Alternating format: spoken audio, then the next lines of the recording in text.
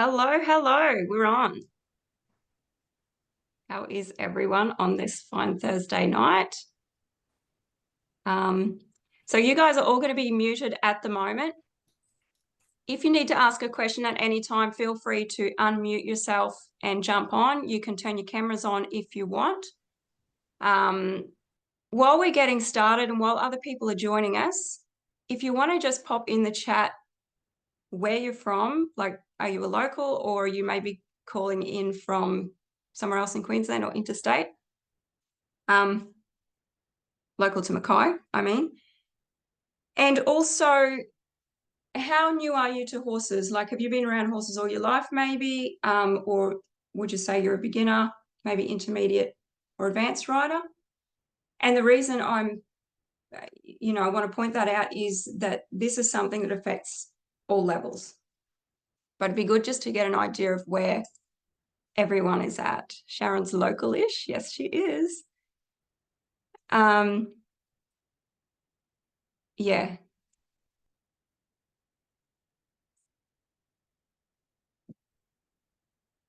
Probably taking a while for the chat to update as well.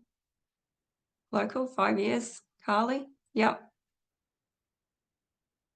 Awesome. So we're going to have people here of all levels. And like I said, it's a problem that I've seen kind of in every level of horses as well, separation anxiety. So tonight I'm going to be talking about how I help my clients to work through this separation anxiety.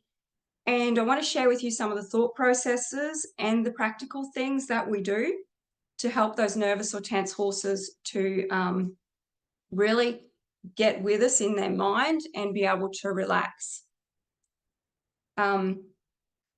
which I think is what we all want. We want a cool, calm, collected horse to ride and to handle.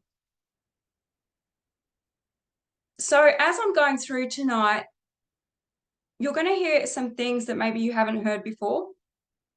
And you might be like, oh, that's a bit out of my comfort zone, or I've never thought of it like that before. I want you to keep an open mind. And also, if you notice things, me describing things that you're like, well, I know that's happening between me and my horse, note those things down so that at the end, you've got notes to go back to that will give you some pointers to be working with on your horse. I am, towards the end of this, I'm going to give you some exercises or a exercise that you can take away. And I'm also going to be opening up a Facebook group for 7 days so that whoever's here and wants to start implementing this stuff straight away and getting the benefit of it, you can jump in that Facebook group with me for 7 days for free, and I can support you with getting started with this stuff. So just a heads up, that will be coming. And I'm going to run through the notes that I've got for you, and then towards the end we'll have Q&A. So if you've got a question as we go, feel free to let me know, but I will answer more questions towards the end. So Megan is local to Mackay, intermediate, 3 years. John is local and 60 years with horses. Ebony's from Proserpine, had horses for 20-ish years, intermediate rider. Awesome. Courtney's from Airlie Beach, owned horses for 20-ish years, intermediate. Lisa, local, intermediate, returning to riding after a break. Yeah, cool. So when it comes to horses and building trust, we want to build trust with them on an instinctual level in a way that makes sense to them from a herd perspective. So a lot of us want to build trust by comforting the horse, or it's great if the horse is comfortable to approach us and trusts us that we're not going to hurt them. But the deeper level of trust is when the horse not only trusts that we're not going to hurt them, they also trust us as a leader, and they trust us to make decisions for them and they trust our guidance.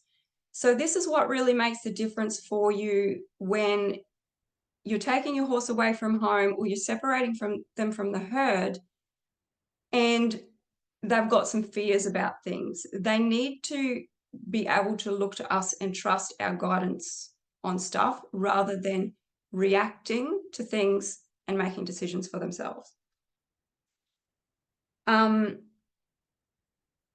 So we're going to be talking today about, taking horses away from home, obviously. I've had a couple of questions already about what about the horses that are left at home if they've got the separation anxiety when we take a horse away. All of this will also apply to the horses at home in terms of the way that we approach working with these horses and the exercises to do with them. So if that's you, if you've got one of those horses, still take everything in because it's going to help those horses as well. And then, yeah, there's some other things you can do with those horses, and we'll get to that later on in the questions. So to start off with, what is separation anxiety and why are some horses more affected than others? Like you'll all know, some horses don't seem to have too much of a problem and others really freak out when they're on their own. Separation anxiety, pretty self-explanatory. It's just they have anxious feelings and they have anxious behaviors when they're separated physically from other horses. And so why is this even a thing? Because, they're big animals. They should be able to look after themselves, right? Horses are herd animals. We know that. But it goes deeper than that. So they're hardwired to be in this group structure, right? So when we take them out of that, it causes some problems for them. On a nervous system level, it causes some fears. And so to really understand separation anxiety, why it happens and how we can help horses, we really want to understand better how the herd functions and how horses look after each other for survival. So if you can imagine a herd of wild horses or horses in a big paddock, some of us won't have herds in this situation because we're on small acreages and stuff like that. But if you think about, let me get my pen here. If you think about seeing a mob of horses grazing out in a big paddock on a station or down at Kosciuszko or something like that, when they're grazing in their natural environment, they will tend to arrange themselves sort of,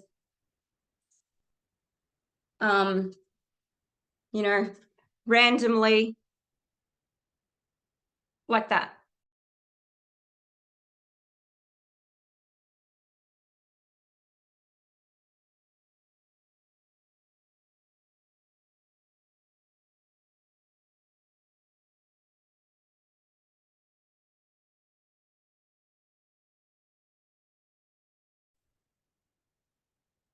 They'll be spread out a little bit while they're grazing. Some might be eating, some might be sleeping, but they'll have this kind of a network or structure to how they arrange themselves as a herd. And there's a purpose to that.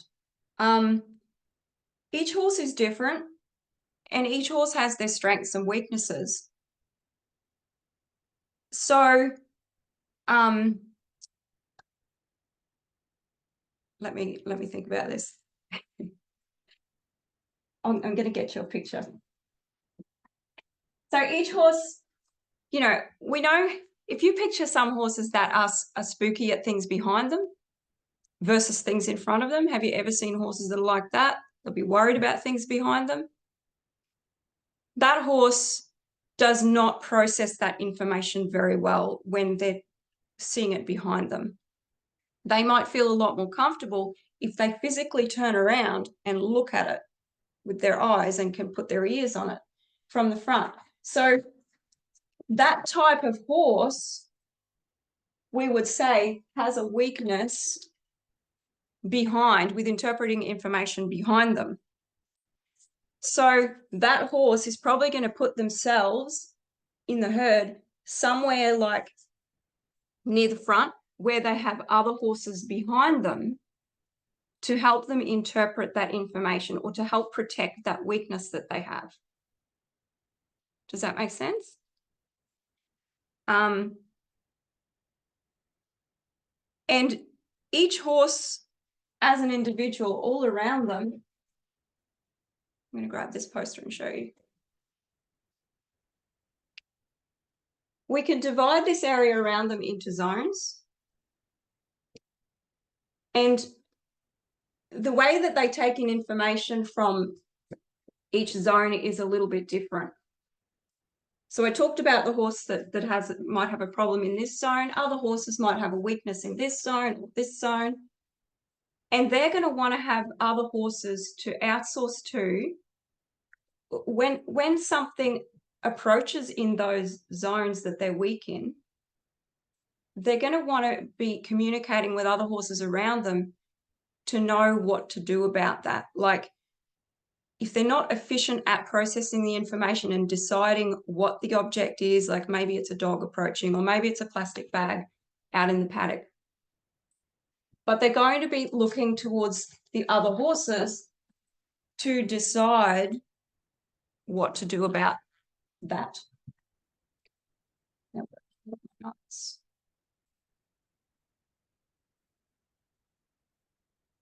So when we take a horse that in its natural state has other horses around it that's helping them to decide how to respond to their environment, we take that horse who's like one piece of a puzzle and we pull them out. We take them out the gate. We take them, go get saddled up. We take them down the road, or we take them out to an event. We now have that puzzle piece that has its strengths and weaknesses, or like its innies and outies, and it's isolated, and we're seeing now its strengths and weaknesses because it doesn't have the rest of the herd that's helping cover them for that information. Is everyone following me so far? Yeah? Cool. Awesome.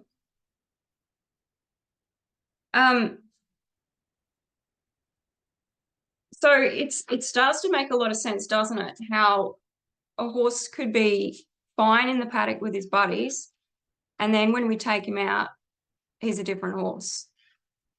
We're starting to really see the horse as an individual when we separate them from the herd. So how do we help them? How we help them is we need to be a person or another living being that horse can look to for information, for reassurance, to be able to interpret their environment. That's one way. And another way, we can also help expose them to more things so that they are more efficient in each of these zones. And those of you who do like desensitization work around your horse, that's kind of working those zones so a horse gets more efficient at interpreting information there. But for tonight, we're going to focus on how we can help them as a leader and kind of like the surrogate herd for our horse. The problem is humans aren't great at filling in for horses. Like, we're not that in tune with our environment generally. And it takes a lot of effort for us to be aware enough around horses for a horse to be confident in us. So we've got to Sorry, I missed some notes here. Yeah, I did. I skipped a page. That's all right.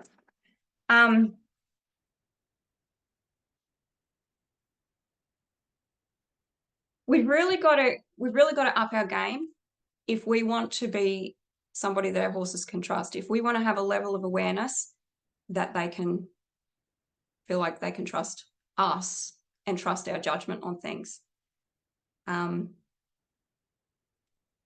So back to the horse that we're taking away from his mates. So we've pulled him out the paddock. We're taking him down the road. He might be looking around, maybe whinnying out back to his mates.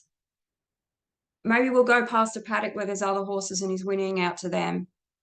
He's a little bit nervous. He's just looking for somebody to communicate with about his environment and determine that he's safe. And again, if we can fill that gap for him, he's going to settle down a lot. And we want to be like a safe point of reference for him. So how do we do that? That's a big question. How do we do that? What does that look like?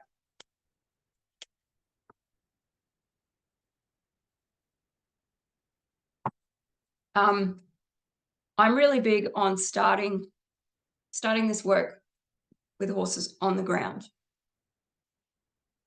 On the ground is where horses work out their herd dynamics between each other. And I find that this works really well when we are trying to set up that healthy herd dynamic with them as well. So the first thing we want to do is establish personal space. Now I'm going to share my screen because I'm going to open up a lot of pictures here. Where are we?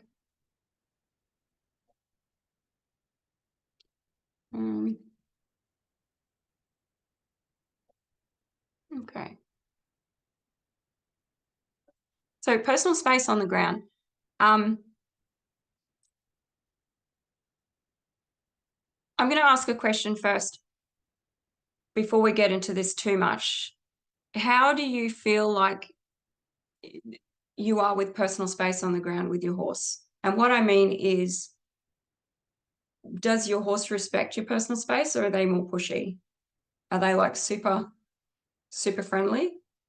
Or do they approach you and kind of ask for permission to come closer? And you can drop that in the chat if you want. Oops, but I probably can't see it because I'm sharing my screen. Anyway, yes, I can. Here's the chat.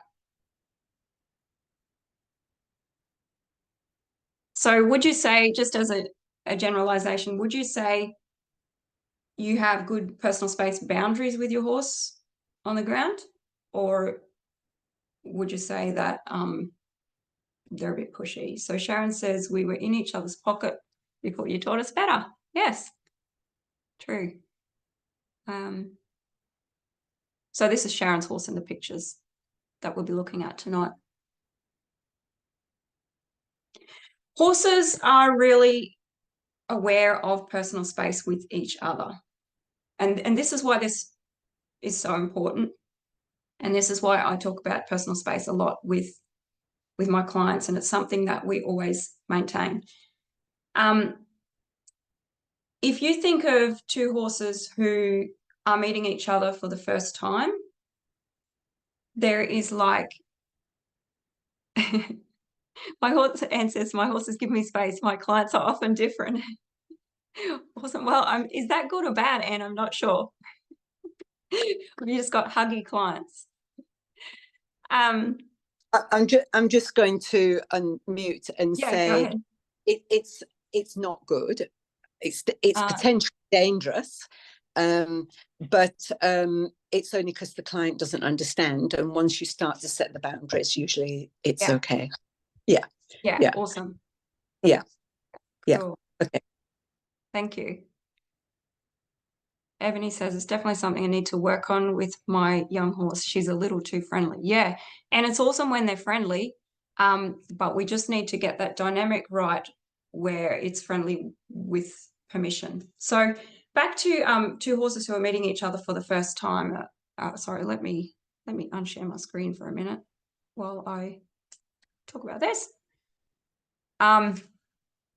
You'll notice that as they're approaching each other for the first time, there's like a point where they start to get a little bit like who's who at the zoo here, and they're starting to work out who's got the upper hand. And the horse that's got the upper hand is the one that causes the other one to yield space. So when I'm talking about personal space, I'm also talking about who's giving way to who. And this, you'll see this play out really, really obviously at like feed time. So if you think about how your horses are at feed time, are you able to walk into the paddock, for example, with an armful of lucerne and not get mugged? Or are your horses pushing on you? And do you feel like you kind of have to give it to them so that you don't get knocked over?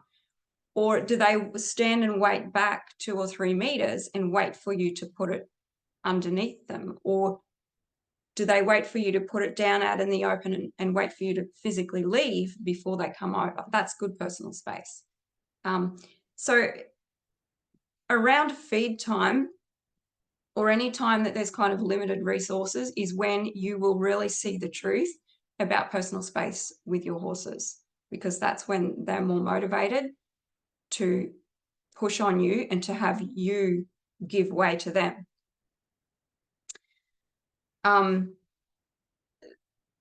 So the first thing we want to do is, first of all, establish personal space, or decide in our own mind what that distance is going to be, and then enforce it.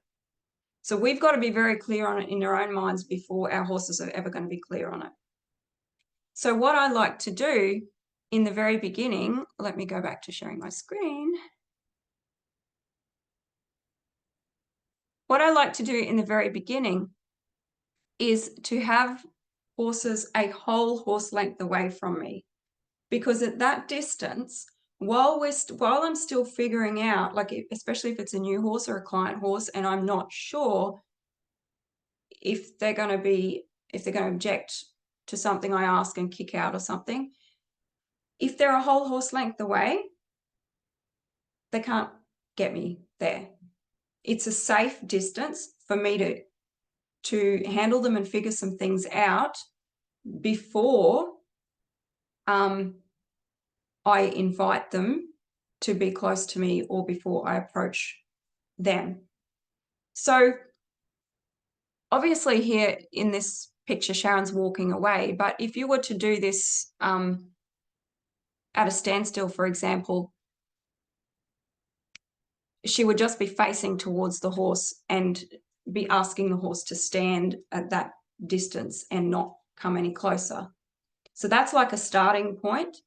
And once your horse is able to do that without breaching that boundary, without coming into your space, without running around crazy on the lead rope, then you've got a good starting point to be able to move on to some other stuff. And just that request to have a horse stand a horse length away from you can be quite confronting for some horses if they're used to being really close and pally with you, and they can get separation anxiety just from that little request. So this is a really good place as well to start helping your horse develop some coping skills, and especially for those ones I mentioned earlier that are the ones who freak out when they're left behind at home.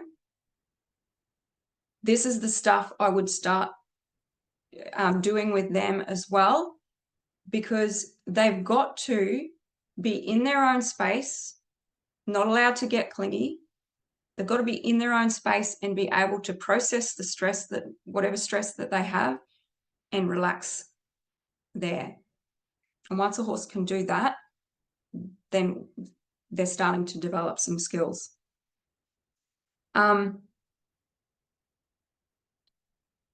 Okay, so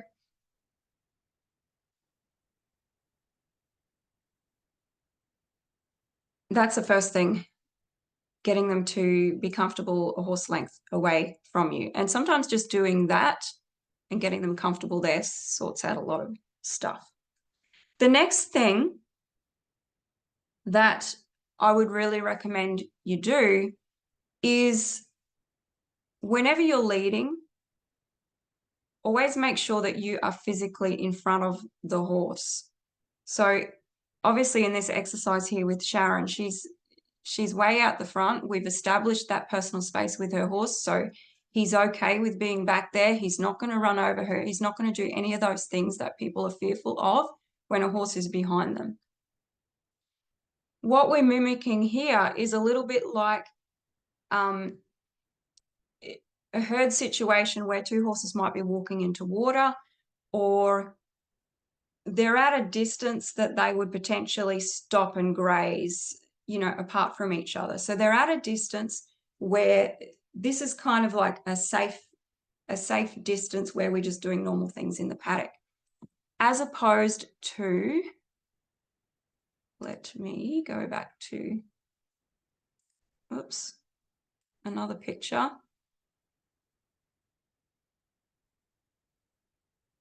Okay, so as opposed to these Brumbies, for example, who've seen somebody and they've started to flock together. They're preparing to run.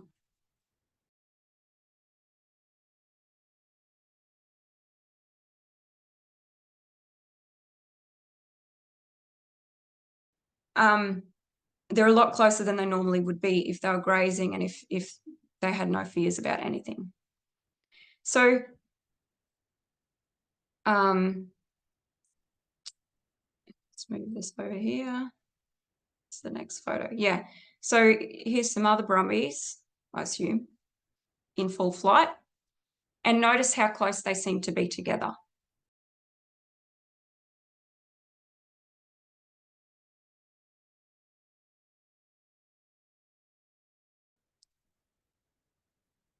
So what we don't want to be doing with our horses when they're frightened by something is we don't want to allow them to have like this flocking response of where they want to get close to us, they want to be on top of us.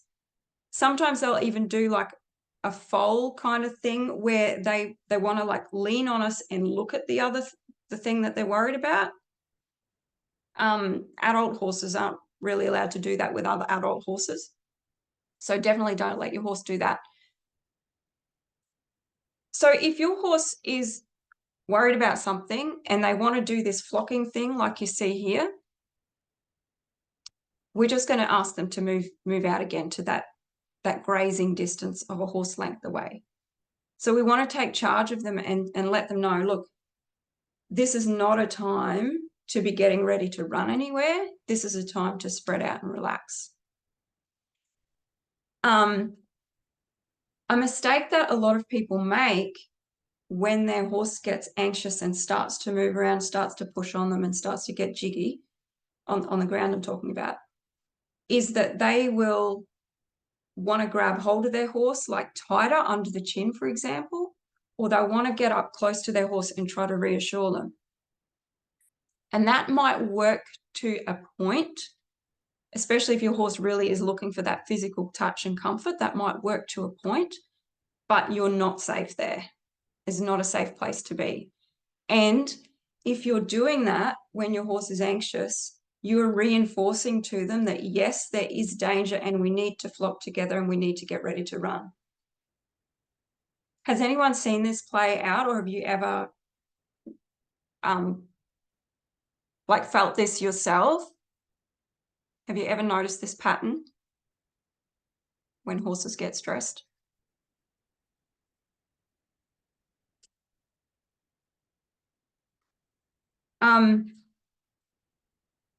So let's get back to, I was talking before about being in front of your horse physically. Where's my pictures?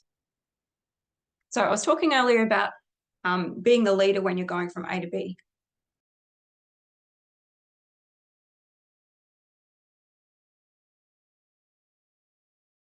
This is another thing that makes a lot of sense to a horse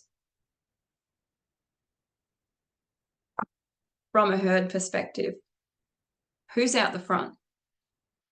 It's the bolder horse that's going to be out the front.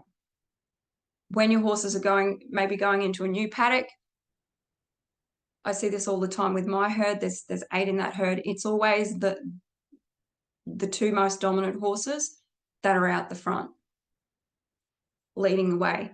And so if we have been taught to lead our horse beside us, right? Which most of us have. I was taught that as well. And it's definitely useful in a lot of situations.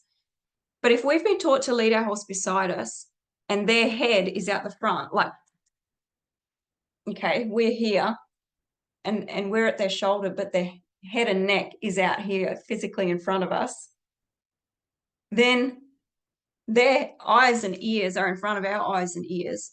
And so we're essentially allowing them to be in the leadership position. From their perspective, they're leading us. So they're not going to be very responsive to what we're asking of them. You'll notice some of these horses, they'll be out the front there and they'll just be like fixated on something ahead, or they'll be looking at all the things around them. And it's like they've forgotten the person's beside them. But if you put that horse behind you and you insist that they stay behind you, even if it's just like, you don't have to have them all the way behind you like Sharon does here with her horse Jack, if you're not comfortable with that at this point, but just behind you far enough, even if it's off to the side, behind you far enough that you're physically in front. Yeah, Anne says in the chat, yep, I've seen it and experienced it, definitely. Courtney says, yes, one of my geldings would try to lean into me if he was worried. Yeah, and it's a totally normal response for them. But our job is to interrupt that and show them by our actions that there's nothing to be worried about. Like we want to interrupt that cycle, that natural instinct that they have to want to flock together and flee.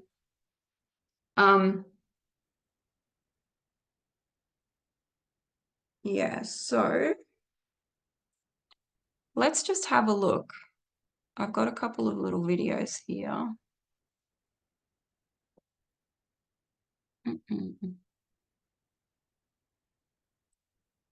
Move this over here again.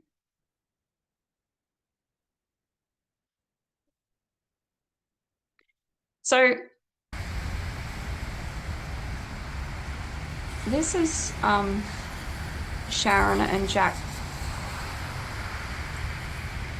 the other day. Now you can see she's walking pretty slowly here. The reason for that is we want Jack to be paying attention to her and going at her pace rather than the other way around. So it's really important that you as the leader, you set the pace, you set the direction, you're the one making the decisions, and the horse, their job is to just step in behind. Now, let me just go back a little bit because I was talking and missed that. As we come around this corner here, Jack's focus switches back to something behind him, and he stops paying so much attention to Sharon and the distance that she has set between them, and he starts to close the gap.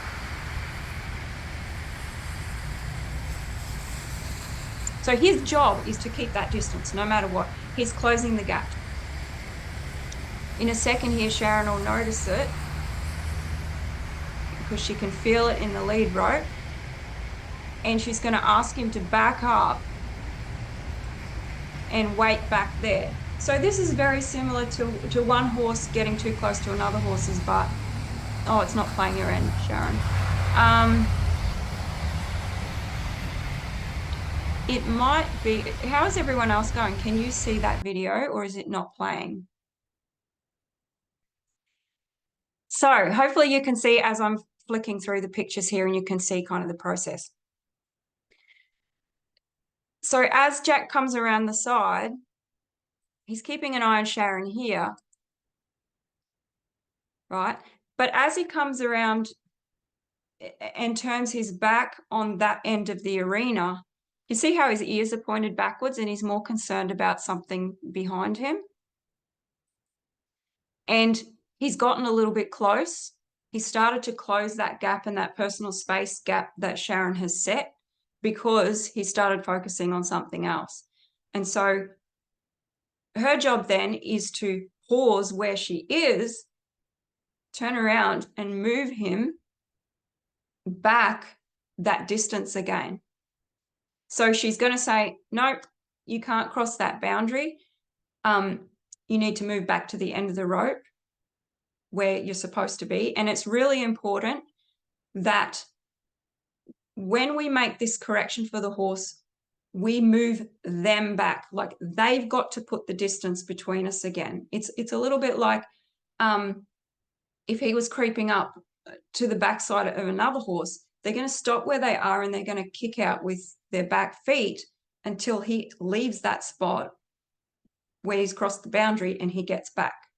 So it's the same kind of pattern that we're doing here with them, and that's why it makes sense to them. So we're making them aware, hey, there's a boundary there, and you've got to take note of that.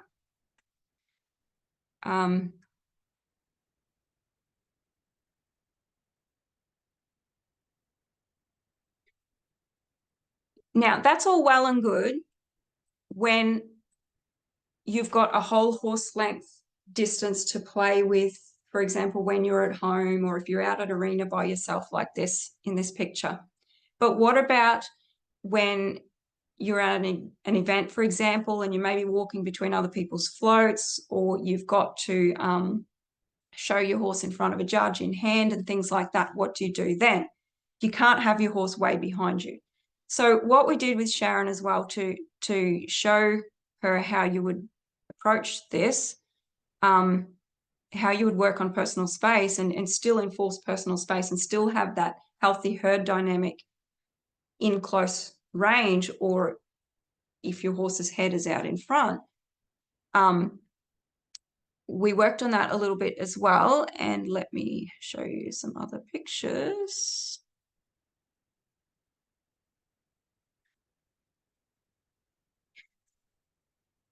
So she's set the distance to start with again. She set him up and gone, this is the distance. And Sharon's going to be very aware of not allowing him to cross that distance at all. So when he gets focused on something behind him and he decides to step towards her, because he's habitually used to doing that. He's used to sort of doing that flocking mechanism towards her. When he does that, she's going to correct him by having the shoulder go out and just resetting that distance and resetting that distance and making him very aware of his proximity to her, and also making him very aware that she's noticing stuff. Like she's very aware of that proximity as well. And when we were doing this part, and I wish I could show you the video because you would see it more clearly. But when Sharon got really particular about personal space, both on the lead rope at a distance and up close, that was when Jack started to have some real let down moments where he relaxed more than I've ever seen him. Like, I've known Sharon and Jack for a few years, and Jack is a bit of a worried horse. He's an off the truck thoroughbred. And he's often, noticing things around and responding to that. But when Sharon really upped her skills in this herd dynamics stuff and in her awareness of him and setting a boundary and enforcing it, it was just like relief from him that I've never seen before from him. And in those moments where he just clicked onto Sharon and he was like, okay, you're my person. I can see that you've got these leadership qualities. You know where I am. You know what I'm feeling. You are guiding me and making sure that I'm in my place in the herd, in this little herd of two. It just was like flicking a switch when the penny dropped for him. And so in these pictures here, he'd had a few of those moments already where he was like, just let all the tension go, had some big breaths, the head drops, the ears go a little bit floppy, and he's just glued to Sharon at a distance. But his mind is with Sharon as she's going along. So that was really cool. And that's like really turned a corner for these guys going forward. And as they kept going around the arena, like he would just be zeroed in on Sharon for 10 steps or so, and then he would see something, and so he would flick back to being a little bit reactive to other things. And so then Sharon's had to remind him again. And so that's going to happen in the beginning, where your horse, they'll be like, oh, I get it. And then they'll be like, what's that?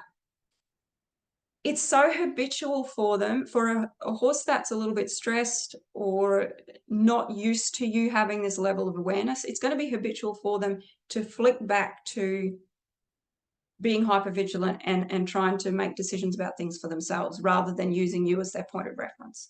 So it is still working. I want to say, though, it is still working. You just keep going with it, keep reminding them, be patient.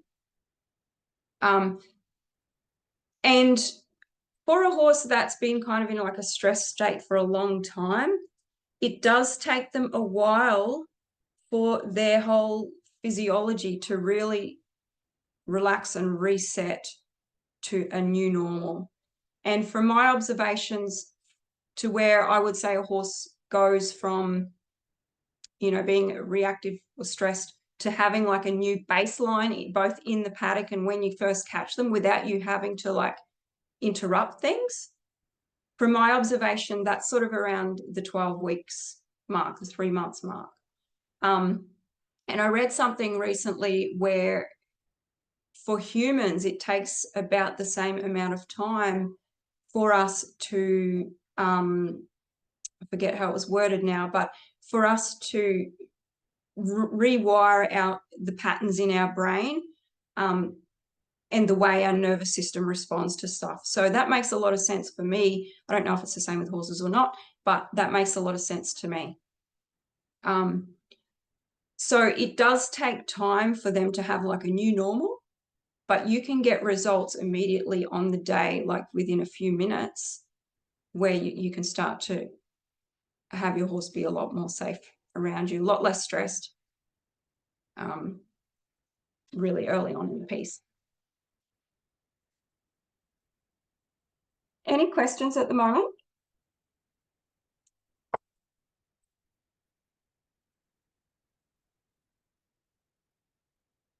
Let me find my chat again.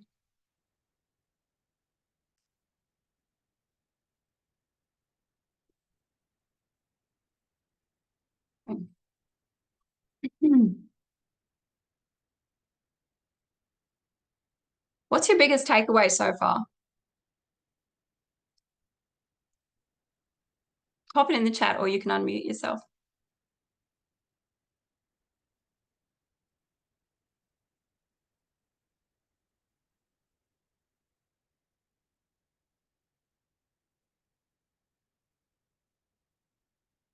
It's more consistent. Yeah. That's a tough one. I think everyone has that, Courtney.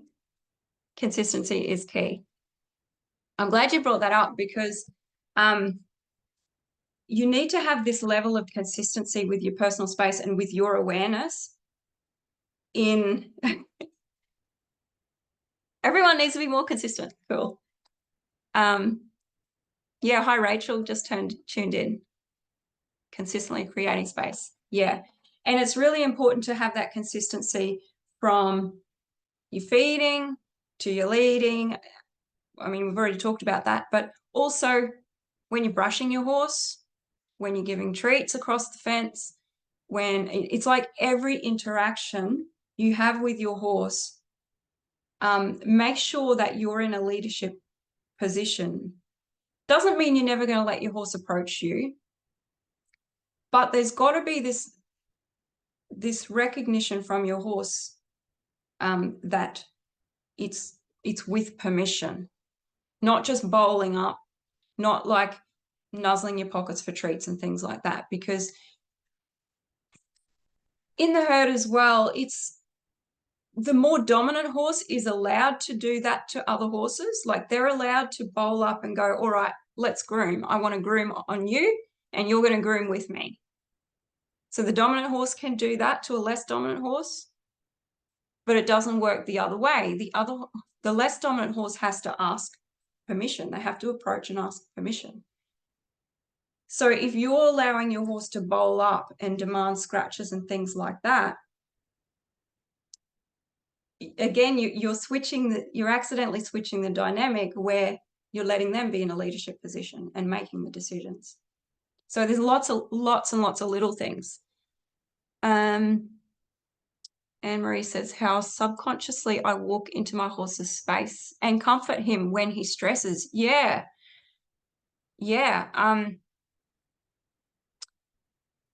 And like I said before, that can be comforting for them, but it's not teaching them any skills to really cope with their stresses. I want to add to this too, that once we've established those personal space boundaries, and let's say you've asked your horse to stand at a horse length away and you're working on that and your horse has got relaxed out there, by all means, you can go up to them and love on them as much as you want. And that will also help build your connection and help them understand that they're not in trouble. But the key here is that you close the gap. It's you that approaches them. It's you that waits for them to settle, and then you go, all right, now we can be friends. Now that we've got boundaries set, now that I can trust you to keep your distance and not run over me, and I can trust you to be aware of my space and all of those things, okay, now we can be friends. And you can scratch on them, groom on them, whatever. Sometimes when you do that, the horse will be like, oh, great, we're buddies again. I'm going to get in your space again. And so you have to go back to, no, a horse length away, please. Sometimes it takes a little while for them to get the idea that you can come in and approach and groom them and love on them, but they don't get to push on you while that's happening.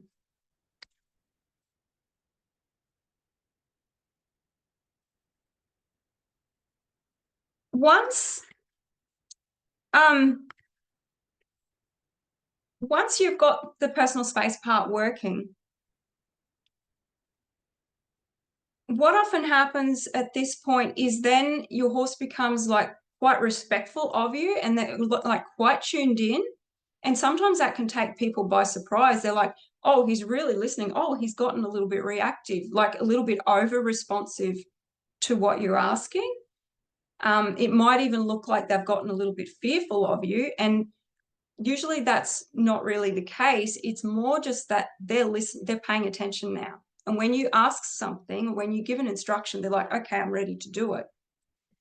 So at this point, often this is where you need to pay more attention again to the changes you're seeing in them and the response that you're seeing in them, and not like over ask. So this is something that Sharon and I worked on with Jack the other day as well, because he was quite like responsive to personal space in one part of the exercise that I didn't get photos of, but he was like, okay, I'm giving you space, but I'm also a little bit worried now, and I'm kind of disconnecting because I'm worried. Does that make sense? It's like, it's a bit much pressure now, and I'm disconnecting because I feel a lot of pressure here. So if you see that come up with your horse, you might just need to slow down and pay more attention to the moment you start to get a response from them, and just don't ask for more. So for example, if you are using your flag to ask them to step back, and you pick up your flag and the horse is already starting to step back, you don't need to like come in and ask for a lot more because they're already responding.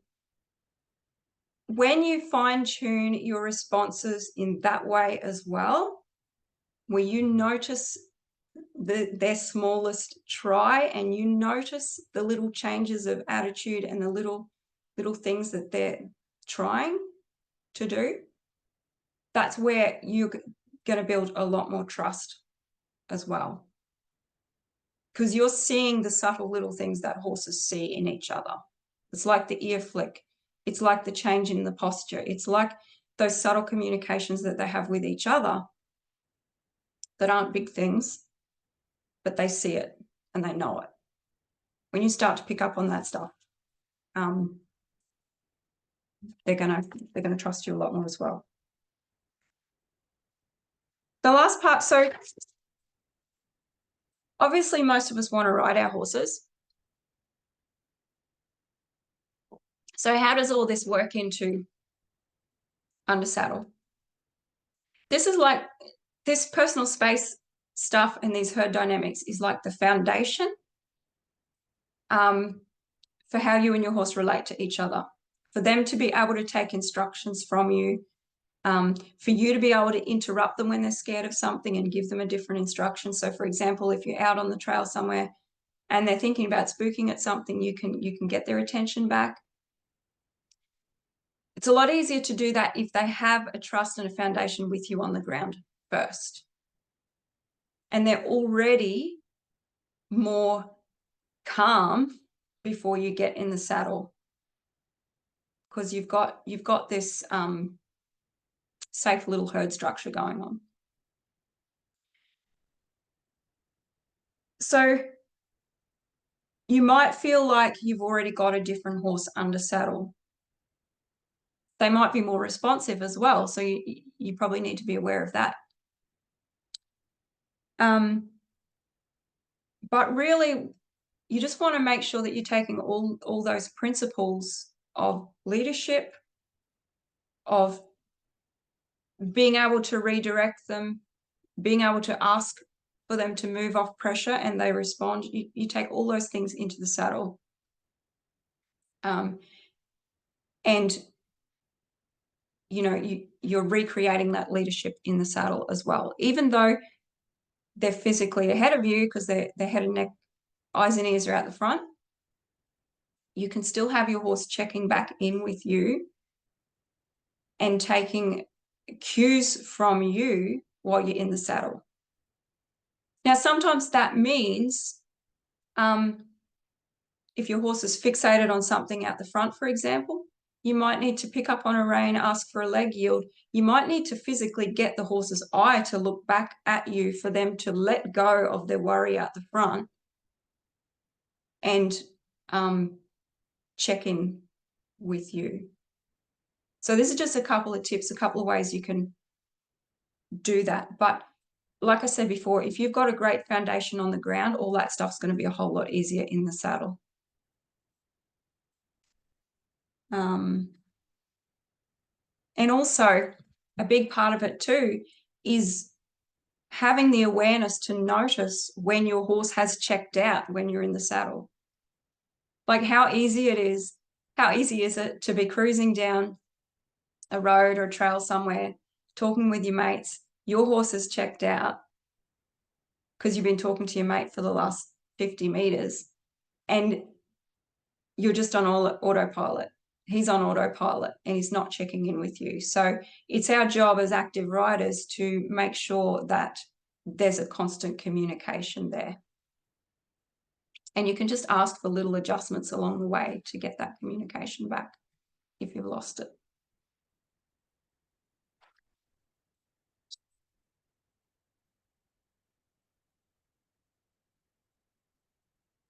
Any questions at the moment?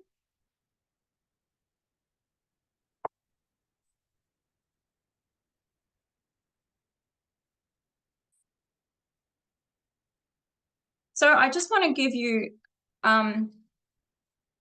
one exercise or one thing to focus on from here, and then I'll open it up to questions. And I'll also make sure that I talk to you about the horse that's left behind, so we don't miss that. But the one main thing I want you to take away from this, aside from the understanding of how the herd, of why your horse has separation anxiety, is really that personal space piece. So I would recommend, if you don't already have a flag or some sort of tool to help create space between you and your horse, that you get something that's going to work, that you can have your horse put some space between you and you can enforce that. Rachel says, our biggest issue under saddle is Tilly kicking or striking or biting other horses on the trail or show pen. Any suggestions? Yeah, that's a... Can I come back to that one? I'll come back to that, Rach. So I'll just go back to the exercise I'd recommend you do is just, if you feel comfortable, if you have a long enough lead rope and you feel comfortable to start working on getting your horse to put a whole horse length space between you and practice that on the lead, then go ahead and do that. If you don't feel comfortable with that, you might just ask them to step back a couple of steps. Like you might be just using your hand under the halter and just have them move back off you. And when they step in, you just move them back again and move them back again until they stand and stay and give you the personal space that you've asked for. So that's the main thing. Establish some personal space of some sort. You decide what that distance is going to be. And once you've decided, you enforce it. Now, if you feel like you can't confidently do that, or your horse wants to be aggressive about it, or they really take offense to that, then don't put yourself in danger, obviously. Get some help. I can help you in the Facebook group going forward, or work with me in one of my programs, because I can help you a lot more there. Don't put yourself in danger, but definitely start to enforce this in your day-to-day consistently, so that you are in the leadership position. Like you really start to flip that dynamic where your horse understands you're always in the leadership position. They give way to you. This is just how the herd structure gets to be when the two of you are working together.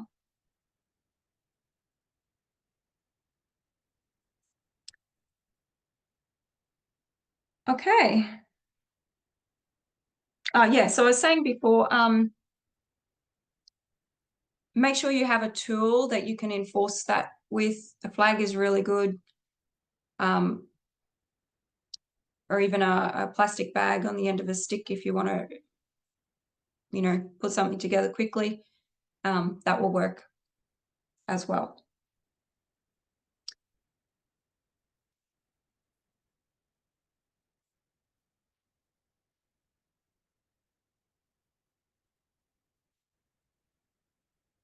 Any questions about that before I move on to the Q&A?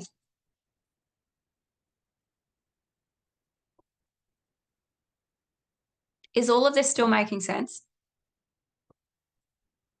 Good, good. Let me scroll across and see their faces. I'm getting some nods. That's good.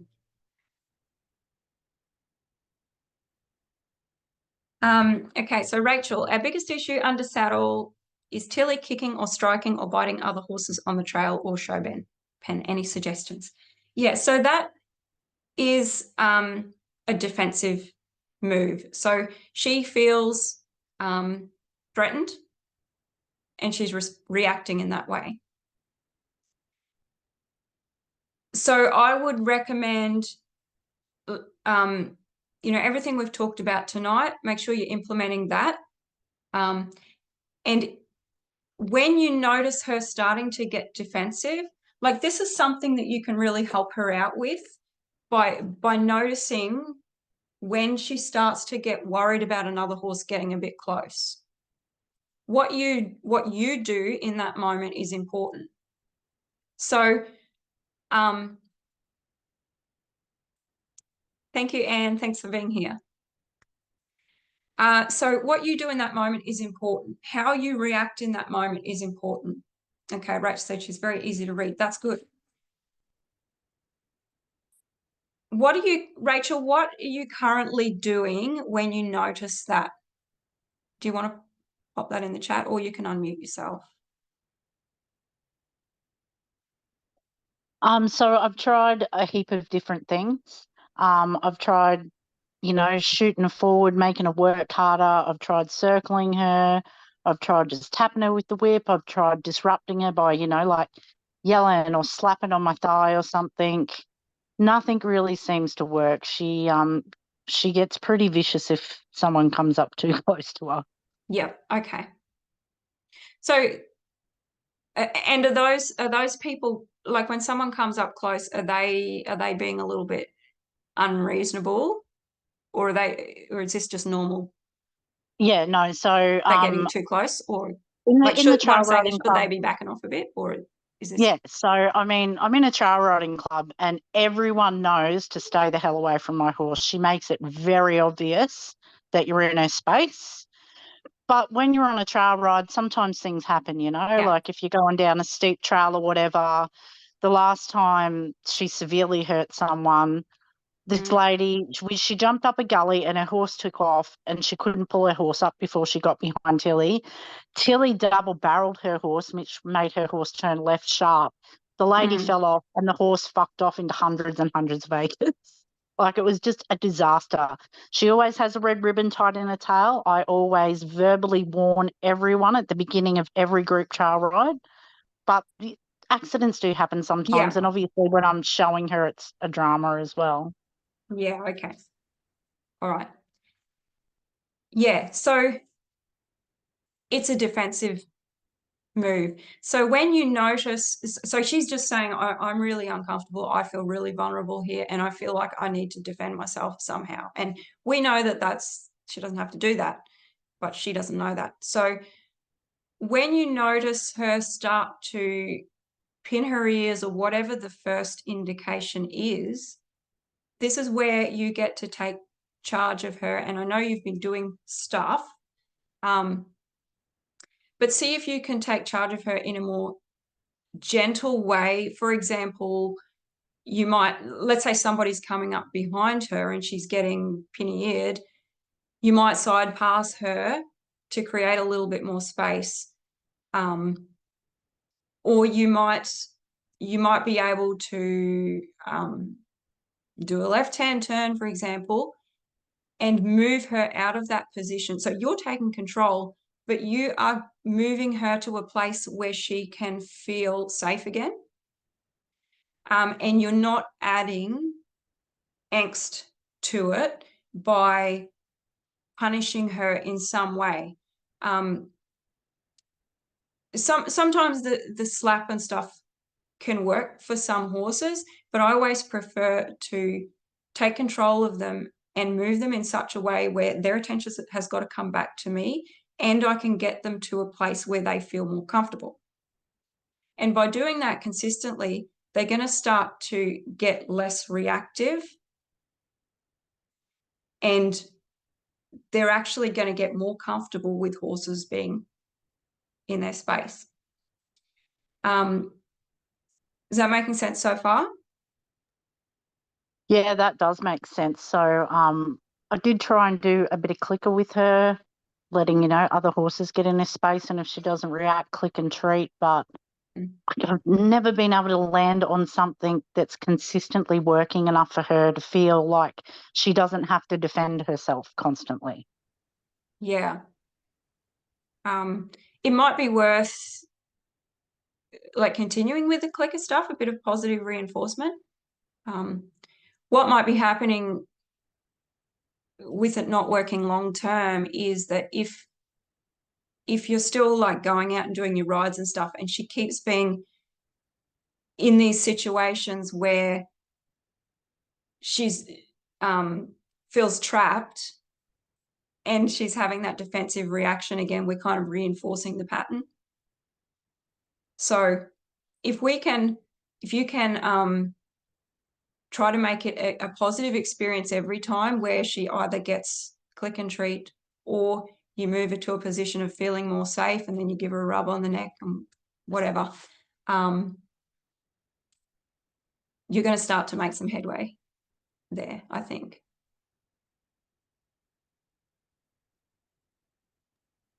Yeah, thank you. I'll definitely try it, because like I said, I'm not landing on anything that consistently works, and she can be quite dangerous to other people. Which is a shame, because no one obviously wants to ride near me. Once she's ridden with the horse a few times and gets to know them, she's okay. But obviously when you're in a club and there's, 30 or so people, or in a show pen where she doesn't know any of the horses, it obviously just adds to her anxiety and she feels more and more defensive. Yeah. And it's horrible. I don't want her to feel like that. So yeah. There's ways to, like, the clicker trainings is a good thing. And there's other ways too, where you can set up scenarios. If you've got someone that you can work with, or someone who's willing to help you, or a small group, people on other horses that are willing to actually set up a scenario that you can replicate what happens on the trail, but you can set it up in a way where you're using your clicker, positive reinforcement, and making it a good experience. But that might be something that we can talk about in another. There's a fair bit to detail to go into that. So yeah, she always makes me work for it, that's for sure. yes. All right. I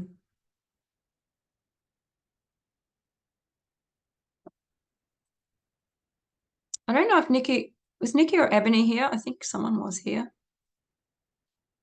because they were asking about the horse who is left behind. Hi. Oh yeah, Ebony. Sorry, you're right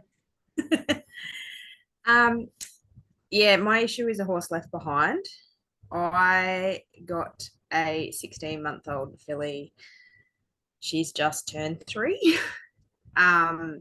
When I got her, I had an older gelding. I picked her up in August. We lost him in the following March, so that was 12 months ago. I was her third home at 16 months. She had been picked up from a breeder with her half brother that she had shared a paddock with for the last however long, and taken to the same. They'd bought both horses and taken them to the one property, and then I've purchased her off them. When I went and picked her up, she was fine. She loaded straight and float, not been an issue at all. And so long as she's got someone with her, she's okay. But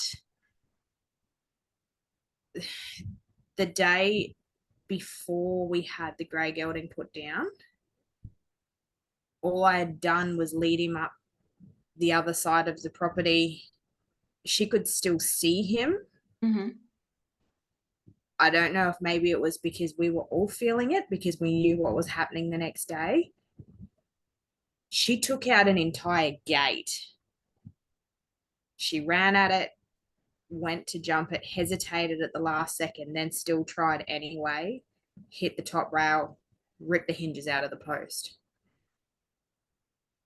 She just ran straight to us, put a halter on her, and she was stressed but settled down enough.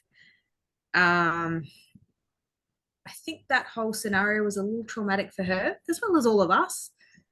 Yeah. It makes me anxious to take another horse away from her now. Mm. And I sort of thought she was getting okay with it. We lost the grey gelding. I've got another friend's horse on loan at the moment, and they get along okay. Big mare's probably not the nicest to her, but they work it out. And I will take the big mare out to a show day or just a ride with friends or whatever and bring her back. And everyone seems cool and fine. I tend to feed her before I leave, so she's kind of not just watching us leave. She's got something there. But apparently when I'm gone, she does run the paddock a little bit and call out. There is horses in the paddock next door, Yep. but not in with her. And she does get a bit stressed about it. I've not tried to ride the other horse away from the property. Like if I load the other horse in a float and take them, she seems to cope enough with that she doesn't try and hurt herself or try and escape. But I don't feel like I could just go for a ride around the cane paddocks, which I'd love to be able to do, because I'm worried that she's going to try and jump and follow. Yeah. And in that situation too, if you were riding another horse away, is the horse that you're riding going to be like winning back, or are they going to have a little bit of separation anxiety that's feeding into her worry as well, or is that not a thing? I don't think so. Like I've taken them to a show together, and on the ground, the big man might whinny a little bit if she's kind of gone, oh, we've left her, and she gets sight because we're a distance away, and then she sees the young one. Yeah. But if you're asking her stuff and she's doing things, she's cool, she's fine. She'll just keep doing what she's got to do. So I think you could easily ride her away, and she's cool with it. She's definitely the boss, the big mare. She may have cornered the young one in the shelter a couple of times and tried to beat the crap out of her, which doesn't help either. But yeah, the biggest thing is just I'm so worried she's going to try and jump the fence and follow. Yeah. So, I mean, obviously, like I said at the start, you want to be starting to work with her on personal space and on being able to stand in her own space and relax there, because that's going to help her build some skills. But also, if there's a way that you can kind of start small and take baby steps for her to build up her comfort zone, her to stretch her comfort zone with how far you're taking the horse away if you're riding her. Sometimes they do better. Like you mentioned, she doesn't seem to be so worried if you put the horse in the float and leave.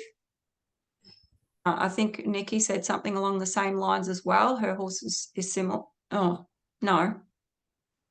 No, sorry. That was if she put him in the float and took him away. Anyway, sometimes if they can't see the other horse anymore and they're like gone, sometimes that's better because they've got no one to, no one's like building anxiety and confirming to them that there's a problem. Yeah. But again, we want to make sure that she's got skills to cope. So if you have, ideally, if you have a secure yard, like a round yard or panel round yard or something that she can't jump out of, if you don't have that, you just got to work with what you got.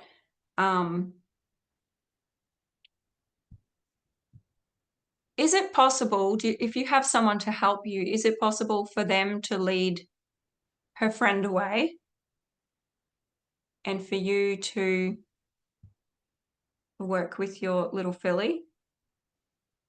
Staying within somebody up. Yeah.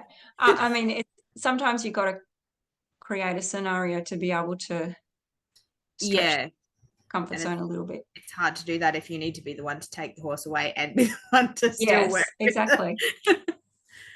Something else you can do is just momentarily take the other horse out of sight, like around the back of a shed or a house or something, and where you're looping back around and you're coming into sight again, and then you're leaving, and then you're coming back, and they start to get this idea that, oh, they leave and then they come back, and they leave and then they come back, and it's, I didn't die while they were gone.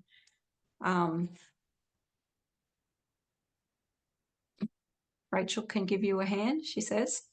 But Rachel and I know our horses, each other's horses. That's good. But yeah, you definitely want to make sure that you've got some personal space skills working with her before you then add a challenge, too much of a challenge. She's not too bad, but I know I need to be more consistent with her. And because we've just let her grow. She's just turned 3. She's not been started yet. And with how wet and gross the weather's been, she has been a paddock ornament. So yeah. So that's a couple of things to get you started. But you really want to just, instead of jumping on your horse and riding down the back paddock and kind of throwing your filly in the deep end because she doesn't have the skills to cope with that, just start close to their comfort zone. Like, you might just ride your mare close to the yard where your filly is. You might go away a little distance and come back, and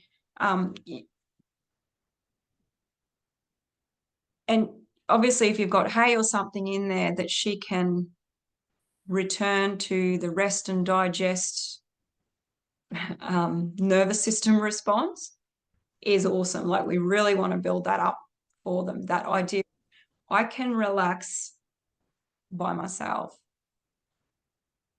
So if you've ridden your mare away a short distance and your filly's getting a little bit worried, she's kind of coping, but she's a little bit worried,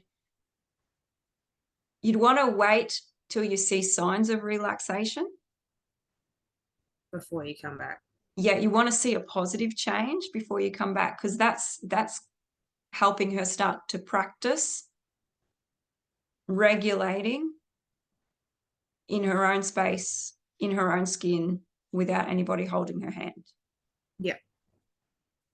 Because you can, like, she's been to a couple of clinics. We've taken her to the beach. Like, we've taken her out and done things. We haven't just kept her at home. So that's where I'm like, she's cool. If you take her out and do things with her, she's cool. She's quite happy to go do whatever. It's just that not coping with being left at home and the other one goes. Yeah, and when you take her out, she's got you. Yeah. Even if you're not in a leadership position, she's got you. Like, she's got, yeah, she's still got that close comfort. Yeah. Oh, things to work on. Yeah. There's always more to work on. Always. Thank you. Any other questions with regards to your own horses or anything we've already talked about here tonight?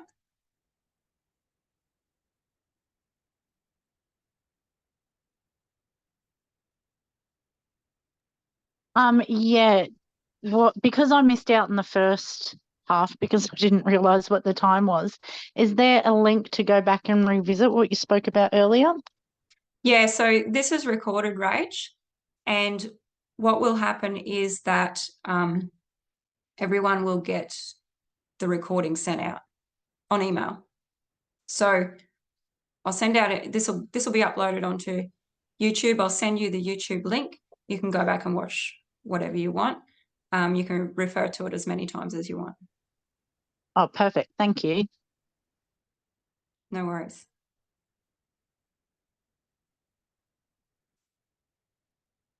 Any other questions?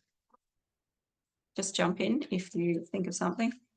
So yeah, I mentioned earlier that I am going to be setting up a Facebook group that will be like a temporary group. It'll be open for 7 days for you guys to give this stuff a go, start to get your head around it.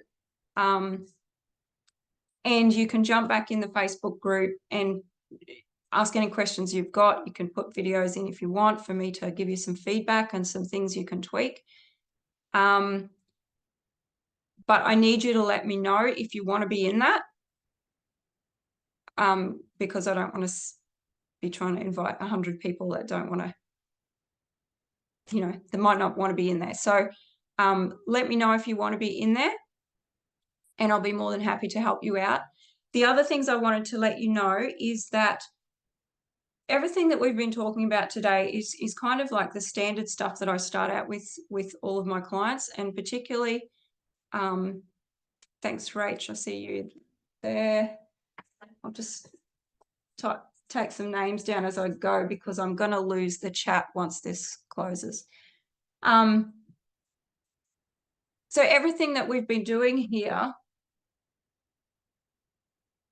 I cover in my I cover in my programs, and particularly in the Partnership Reboot program, that's all about getting this dynamic right between you and your horse so that you can work together safely and you've got a foundation to go and do all the fun things that you want to do.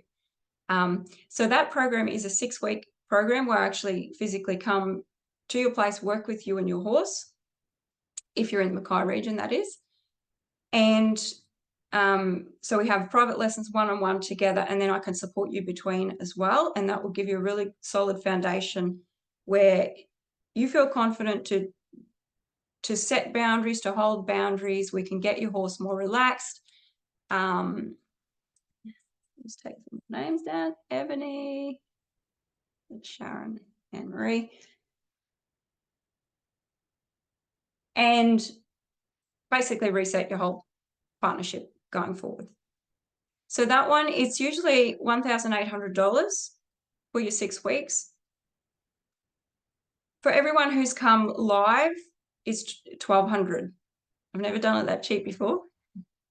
But I really want to give you the opportunity to take this and run with it and really get this dynamic right for you and your horse going forward, especially if you want to do some fun things later on in the year. It's been wet for so long, like we haven't really had much of a chance to get your horses into work so far. But if you want to jump on that, so it's $1,200 for everyone who's been here live. If you're watching the replay, it's $1,500 instead of $1,200. So there's still a good discount on that if you didn't get to be here live. The other thing is, some of you will have heard of the Legacy Mentorship program that I have, which is a 6-month mentorship. It's more kind of immersive. It's more for people who are a little bit further along in their journey and they really want to up-level all of their horsemanship skills or up-level as a horse person. It's for people who are into horses for life. Like, it's not just something that you're doing for a little while. You're really committed and dedicated to horsemanship. And you want to have good, you really want to build your leadership skills with all kinds of horses, and also self-leadership, so that you feel confident taking your horse out among other people.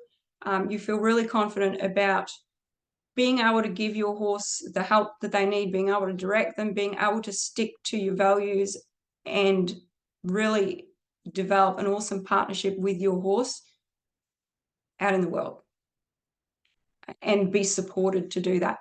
So that one, again, it has one-on-one lessons where I can come to you. We also have group outings. So I actually take you through my process of bringing a horse out to a new environment, being able to get them settled in a new environment and get them used to that stuff. So this is great if you, especially if you're like competitive or you want to do trail rides, group rides and things like that. It gets you well practiced at going out and being able to handle whatever comes up with your horse. it also has regular Zoom catch-ups like this, where like Zoom trainings and online coaching where I can help you between lessons. And there is a small online library as well of videos, like of mindset stuff, as well as some practical stuff that you can go through at your leisure and really learn how I think about horses and how I can work with all sorts of different horses and get them on board with my ideas, get them enjoying the work. Like that's a big priority for me, get them enjoying the work and being comfortable with all different kinds of horses. And this is why I call it the legacy program as well, is because if you're going to have horses for the rest of your life, you might have kids or grandkids as well.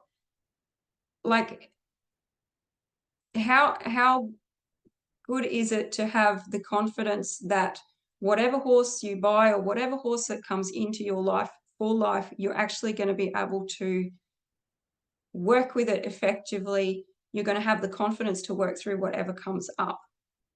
This doesn't mean you're going to be like riding every bronc that comes along. You're obviously going to make sensible decisions, but to have the confidence to know what to do and to be self-led and be confident in how you handle horses and getting them in a partnership with you, I think is a really cool skill to have. So that's a legacy program. It is usually $6,500 for the 6 months. For everyone who's here, it's $5,500, and I'm only opening up 2 spots for that one. And that would be starting, you would be starting in May. It will go through to about October. So that is the legacy. And if you have any questions on either of those, just let me know. I can jump on a phone call with you and get a lot more information out to you as well on both of those. What else? What else was I going to say? Yeah, so both of those offers are available for 7 days, same as with the free Facebook group. And I think that's all. Any questions?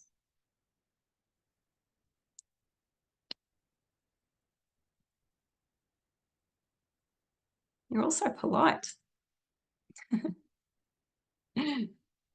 All right. Well, I will leave you guys there. I'm just going to make sure that I've got everybody's name here for the Facebook group, and I plan to set that up in the next 24 hours so you can jump straight in there. Linda. Oh, Linda, what's your surname? I've got Linda, but I'm not sure which Linda it is.